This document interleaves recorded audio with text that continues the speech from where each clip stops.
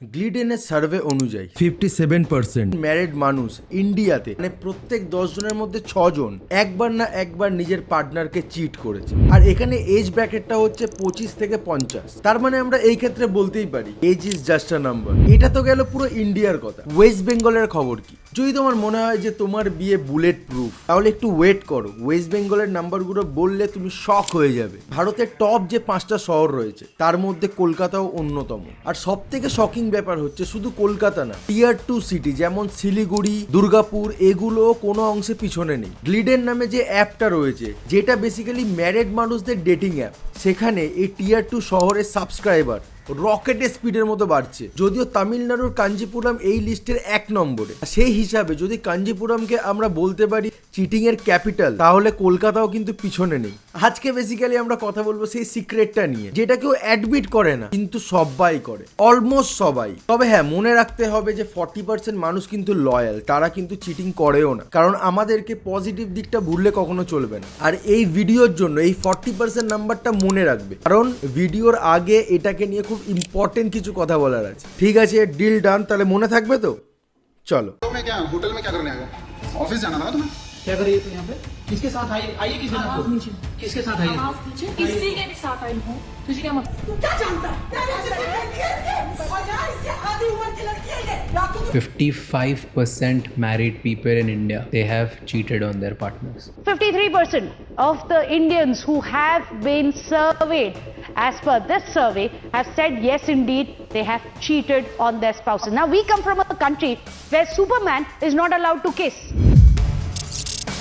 Recently ইন্ডিয়ার national women টিমের player স্মৃতি মান্দানা ওয়ার্ল্ড কাপ জেতার পর তার একটা ভিডিও ভাইরাল হয়, যেখানে স্টেডিয়ামের মাঝখানে তার বয়ফ্রেন্ড পলাশ মুচ্ছল তাকে মাঠের মাঝখানে বিয়ের জন্য প্রপোজ করছে। এর কিছুদিনের মধ্যেই তাদের বিয়ে ঠিক হয়। কিন্তু বিয়ের কিছুদিন আগেই জানা যায় যে বিয়েতে ডান্স শেখানোর জন্য যে কোরিওগ্রাফারটা এসেছিল পলাশ মুচ্ছল, তার সাথেই ইনভলভ হয়ে যায় এবং এর স্ক্রিনশট সোশ্যাল মিডিয়াতে ভাইরাল হয়ে যায় রাতারাতি। আর এরপর অ্যাজ ইউজুয়াল বিয়ে ক্যান্সেল হয়ে যায়। এবার ভাবুন, এরা হচ্ছে সেলিব্রিটি যাদের উপর ক্যামেরা 24/7 থাকে। এরা যদি এই কাজগুলো করতে পারে, তাহলে সাধারণ মানুষ যাদেরকে কেউ ট্র্যাক করছে না তারা তাহলে কি করে?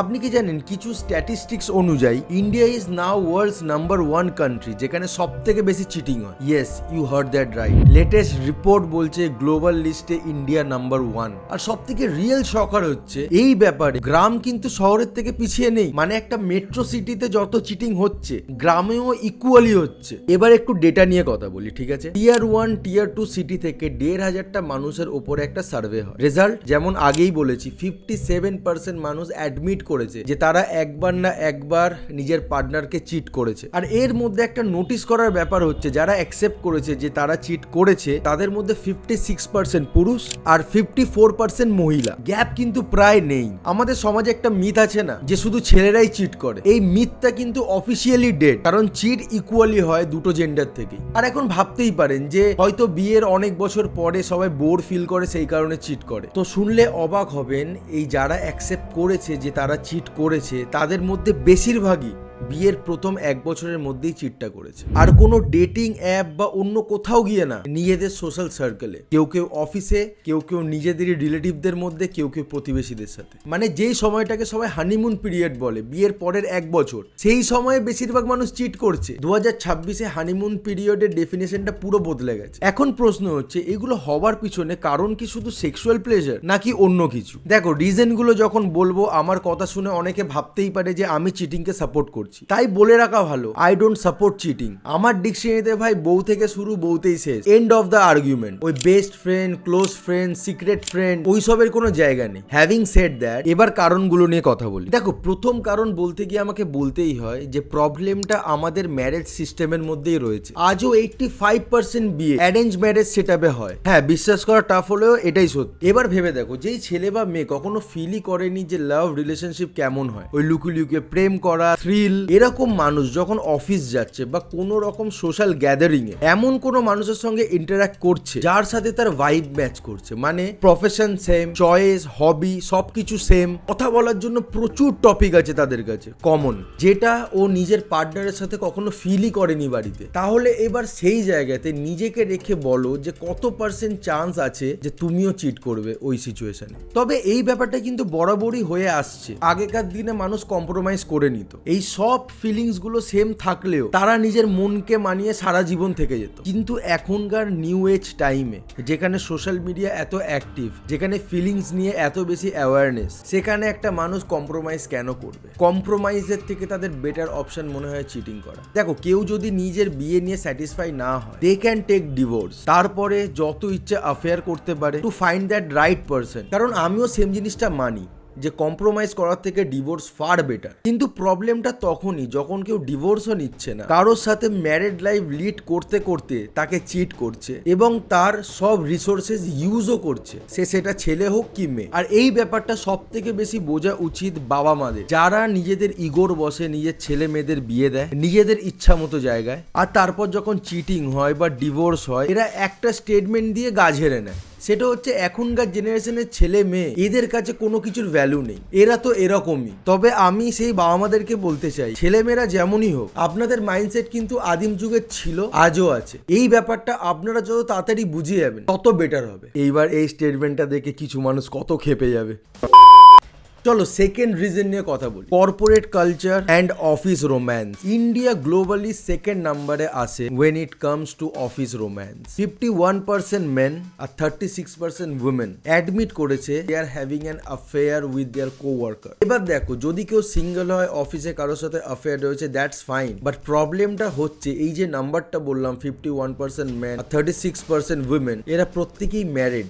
এবার একটা সিনারিও ভাবো, একটা মানুষ সকালে উঠে অফিস চলে যাচ্ছে, সেম প্রজেক্টে একটা কো-ওয়ার্কারের সঙ্গে কাজ করছে, চা সিগারেট ব্রেকে একসাথে আড্ডা মারছে, ইনফ্যাক্ট অফিস থেকে ফিরে বাড়িতেও ল্যাপটপ নিয়ে কাজে বসে যাচ্ছে, রাত পর্যন্ত তারা ফোনে কোঅর্ডিনেট করছে আর একসাথে কাজ করছে, এবং এইভাবেই সে নিজের পার্টনারের থেকে বেশি সেই কো-ওয়ার্কারের সঙ্গে টাইম স্পেন্ড করছে, সেই কো-ওয়ার্কারের সঙ্গে সবকিছু শেয়ার করছে। এবার একটা পয়েন্টে সেই মানুষটার মনে হতেই পারে এই সামনের যে কো-ওয়ার্কার, সে আমার সবকিছু বোঝে, অফিসের স্ট্রেস, কাজের স্ট্রেস, আমার লাইফে কি কি প্রবলেম, সবকিছু। ইভেন আমার যখন হেল্পের প্রয়োজন হয়, এই মানুষটাই হেল্প করে আমাকে, যেটা আমার পার্টনার বোঝেই না। আর এখান থেকে শুরু হয় অ্যাফেয়ার, আর এখান থেকে শুরু হয় চিটিং। ইনফ্যাক্ট আমার তো মনে হয় যে ইন্ডিয়ান কর্পোরেট কালচার এমনভাবে সেট আপ করা হয়েছে যেটা খুব affair and cheating friendly. Over time কাজ, বাড়িতে ফেরার পরেও কাজ, কোয়ালিটি টাইম, গল্প কার সাথে?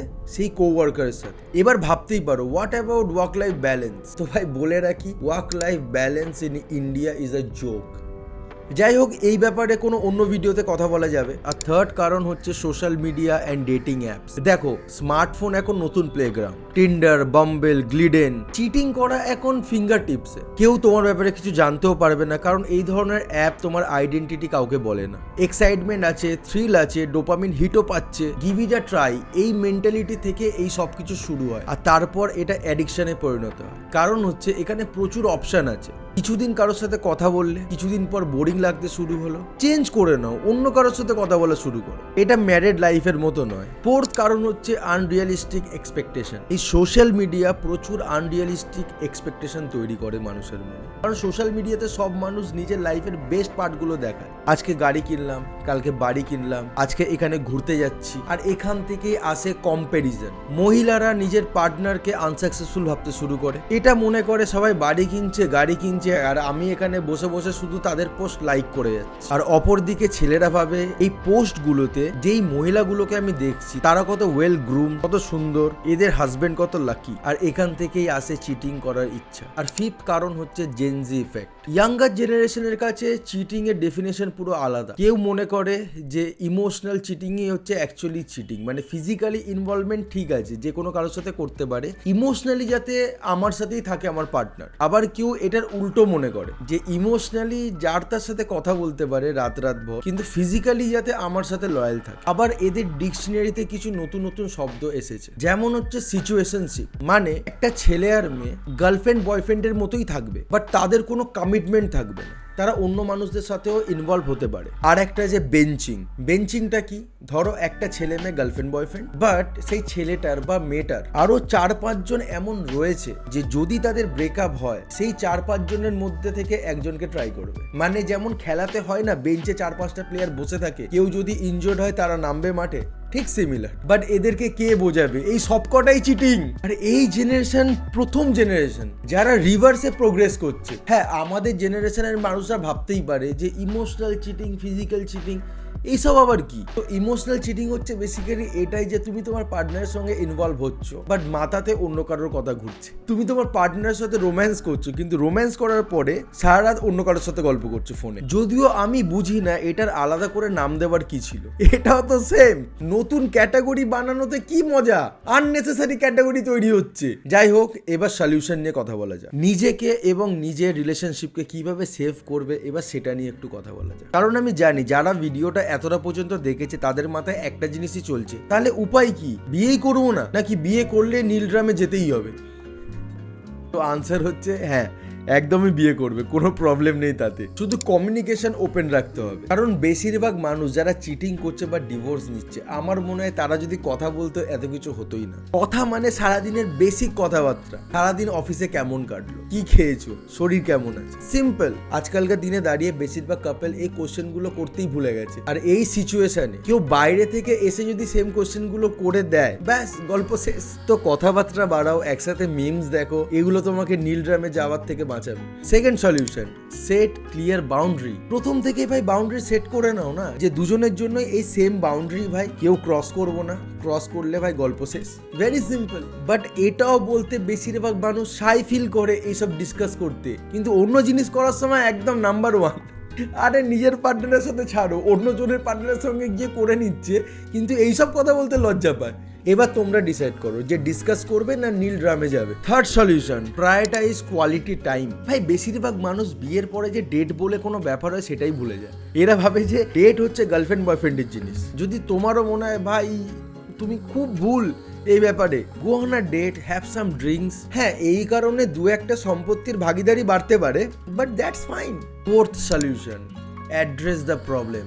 যদি মনে হয় পার্টনারের সাথে মনের মিল নেই, ভাইব ম্যাচ করছে না, বলে দাও direct, divorce is a better option then cheating any day. বলে দাও, ডিভোর্স নিয়ে নাও, problem solve. Fifth solution, focus on your personal growth. পার্টনারের ওপর ফুল ফাইন্যান্সিয়ালি ডিপেন্ডেন্ট না হয়ে নিজের গ্রোথ, নিজের শখ পূরণের দিকে ফোকাস করো। Independence makes you more attractive and less insecure. সব কিছুতে 50-50 করে নাও, দেখবে এই আর ফেসবুক পোস্ট দেখে কোনো রকম ইনসিকিউরিটি ফিল হবে না। কারণ এইবার তো কারোর পোস্ট দেখে কিছু করার ইচ্ছা করলে নিজেকেও তো 50% কন্ট্রিবিউট করতে হবে। শুধু হাজব্যান্ড বা ওয়াইফকে তো ব্লেম করা যাবে না। অটোমেটিক দেখবে ইনসিকিউরিটি চলে যাবে, সব কিছুর ইচ্ছাও ঢুকে যাবে। এবার লাস্ট একটা কথা বলি, ডোপামিন ক্রেভিং মানুষকে দিয়ে চিটিং করায়। It's a biological high. আর এই কারণে যদি তোমার বারবার চিট করতে ইচ্ছা করে, তো বস তুমি কোনো রিলেশনশিপ ডিজার্ভ করো না, কারেন্ট পার্টনারকে ডিভোর্স দাও, এটাই বেস্ট। তো এই ব্যাপারে আপনি কি ভাবেন? আপনার কি মনে হয় যে ডিভোর্স চিটিং এর থেকে ফার বেটার? আপনার কি মনে হয় সোশ্যাল মিডিয়া ডেটিং অ্যাপ চিটিংকে বাড়াচ্ছে? আপনার যাই মনে হয় সেটা কমেন্টে একবার লিখে দিন। আমি কমেন্ট পড়ে বুঝতে পারবো যে আপনার সাথে আমার ভাইব ম্যাচ করছে কিনা। আর এরকম ভিডিও ফিউচারে দেখতে হলে প্লিজ সাবস্ক্রাইব করে দাও, কারণ তোমরা যদি সাবস্ক্রাইব করো আমিও মোটিভেশন পাবো এরকম আরো অনেক ভিডিও বানানোর জন্য। দেখা হচ্ছে পরের ভিডিওতে। Till then take care of yourself, take care of your family. Har Har Mahadev, bye. Done.